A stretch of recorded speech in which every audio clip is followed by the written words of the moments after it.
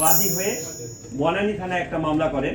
বনানী থানায় মামলা করেন যে 4 তারিখ ওনার যে সিনেমা বাংলাদেশ চলচ্চিত্র সিলেকশন বোর্ড কর্তৃক যেটা নিবন্ধিত সিনেমা তাণ্ডব সিনেমাটি মানে কতিপয় ব্যক্তি ইউটিউব, তারপর টেলিগ্রাম, ফেসবুক এবং বিভিন্ন লিঙ্কে পাইরেসির মাধ্যমে প্রকাশ করেছে।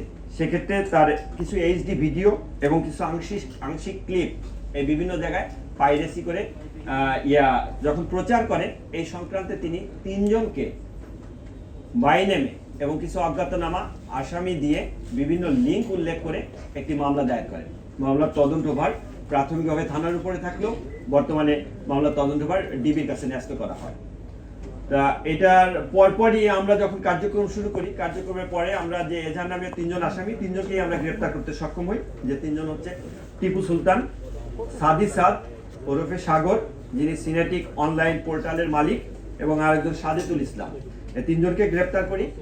পাশাপাশি আমরা যে লিঙ্কগুলো আছে সেই লিঙ্কগুলো অ্যানালাইসিসের কাজ করি, যে লিঙ্কে কোন লিঙ্কে সেটা প্রকাশ হয়েছে।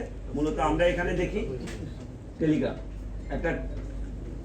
একটা টেলিগ্রাম চ্যানেলের মাধ্যমে এটা প্রথম প্রকাশ পায়, এবং সেটির মূলত কে কন্ট্রোল করে বা কারা করে সেটার ব্যাপারে আমরা আমাদের যে ডেডিকেটেড টিম আছে ডিবি সাইবার ইউনিট কাজ করছে। আমরা আশাবাদী যে চ্যানেলগুলো থেকে এটা প্রকাশ হয়েছে, পাইরেসি করেছে, সেই চ্যানেলগুলোর মূল হোতাকে এবং কে কন্ট্রোল করে সেগুলো আমরা বের করতে পারবো, এবং এর সাথে অন্য যারা সংশ্লিষ্ট আছে তাদেরকেও আমরা আইনের আওতায় আনতে পারবো। যেটা যে একটা টেলিগ্রাম চ্যানেলের মাধ্যমে সেটা পাওয়া যায়।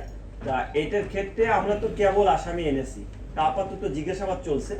তাদের এইখানে অপারেটর আছে, একটা সিনেমা হলের অপারেটর আছে, ওনার আপাতত একেবারে ইনিশিয়াল স্টেজের জিজ্ঞাসাবাদে উনি যেটা বলেছেন যে 2 জনের নাম বলেছেন যে যাদের মাধ্যমে উনি এটার পাইরেসি কপিটা পেয়েছেন।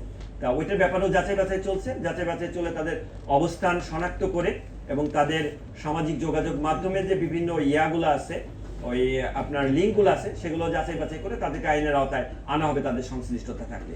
আর অপর 2 জন যারা, তারা তো তাদের সামাজিক যোগাযোগ মাধ্যমে আমরা যেটা দেখতে পেলাম ইনিশিয়ালি, যে তারা ঘোষণাই দিয়ে দিয়েছেন যে এটার পাইরেসি কপি আসছে।